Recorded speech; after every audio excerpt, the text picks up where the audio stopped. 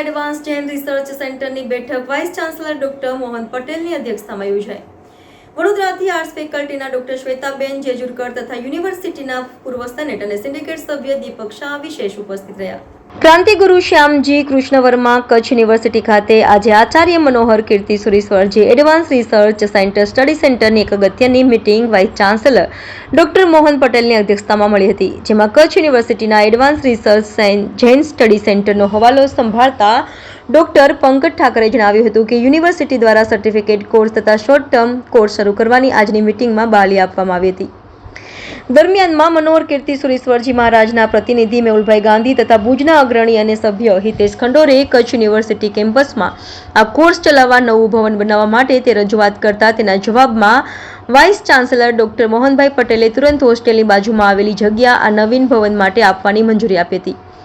તેથી મીટિંગ બાદ બધા સભ્યો સ્થળ ઉપર જઈને જગ્યાનું નિરીક્ષણ કર્યું હતું, જેના સભ્યોમાં સેન્ટ્રલ યુનિવર્સિટીના મિલિંદ સોલંકી, ગુરુ ગોવિંદસિંહ, યુનિવર્સિટી ગોધરાના ડોક્ટર ભાવેશ જેઠવા તથા રજિસ્ટ્રાર ગોરસાહેબ, આઈએએસ સ્ટડી સેન્ટરના પ્રોફેસર અજય રાજપૂત, હિતેશ ખંડોર, એમએસયુના પૂર્વ સેનેટ અને સિન્ડિકેટ સભ્ય તથા જાણીતા જૈન અગ્રણી દીપક શાહ તથા આર્ટ્સ ફેકલ્ટીના ડોક્ટર શ્વેતા જેજુરકર ખાસ ઉપસ્થિત રહ્યા હતા અને સૂચનો કર્યા હતા.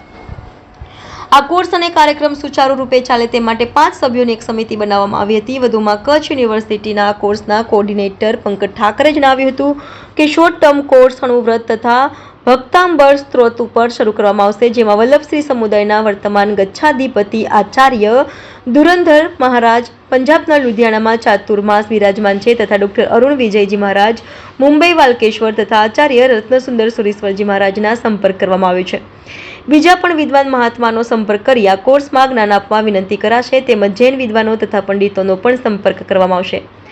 આજની આ બેઠકના અંતે એમએસયુના પૂર્વ સભ્ય દીપક શાહે ઉત્તરાધ્યન સૂત્રના 4 ભાગ તથા 20 પુસ્તકોના 2 set vice chancellor doctor Mohan Patel સાહેબને જૈન લાઇબ્રેરી માટે અર્પણ કર્યા હતા.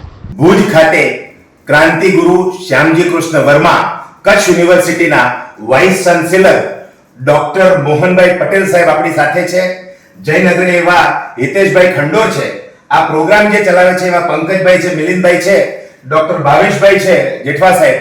આપણે વાઇસ ચાન્સેલર સાહેબને પૂછીએ કે જૈન સ્ટડીઝ સેન્ટર કે એડવાન્સ જૈન સ્ટડીઝ સેન્ટર અને આઈએસ સ્ટડી સેન્ટર ચાલે છે, આજે એની જે મહત્વની મીટિંગ મળી હતી એ મીટિંગના મુખ્ય મુદ્દાઓ કયા હતા અને શું નિર્ણય કરવામાં આવ્યો, સાહેબ અમારા દર્શક મિત્રોને જણાવો.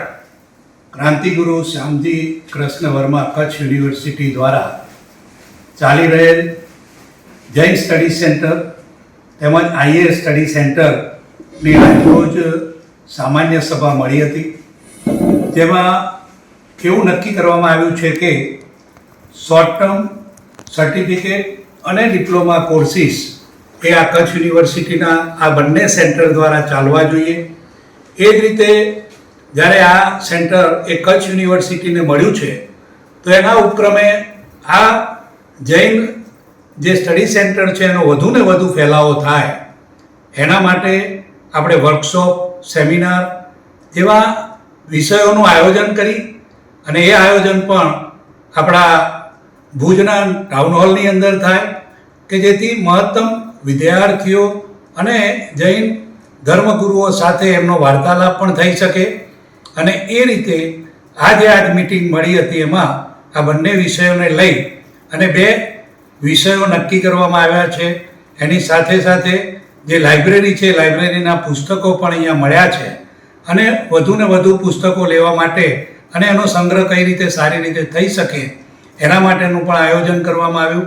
અને એ જ રીતે જે આપણી હસ્તલિખિત પ્રતો જે છે એ પ્રતોનું વ્યવસ્થિત રીતે આપણે રાખી શકીએ એના માટે વધારાના કબાટ પણ લેવા અને એને યોગ્ય રીતે વૈજ્ઞાનિક ઢબે સાચવવા માટે આપણે પ્રયત્નો કરવા અને જે કંઈ ફંડ મળ્યું છે એ વધુને વધુ એનો ઉપયોગ થાય, કાર્યક્ષમ ઉપયોગ થાય એના માટેનો પણ પ્રયત્ન એ અહીંયા આ જૈન સ્ટડી સેન્ટરની મિટિંગમાં કરવામાં આવ્યો છે. સાહેબ, જે વિદ્યાર્થીઓ છે કચ્છ યુનિવર્સિટીમાં આવીને જ ભણશે કે બહારના જે વિદ્યાર્થીઓ હોય એના માટે કોઈ ઓનલાઈન કોર્સની પણ વ્યવસ્થા કરવામાં આવશે? એ બંને પ્રકારના કોર્સ અહીંયા આપણે શરૂ કરવામાં આવશે. કચ્છના વિદ્યાર્થીઓ માટે એ બંને પ્રકારે ભણી શકશે અને કચ્છ બહારના પણ ઓનલાઈનથી જોડાઈ મોડથી એ ભણી શકશે. Thank you.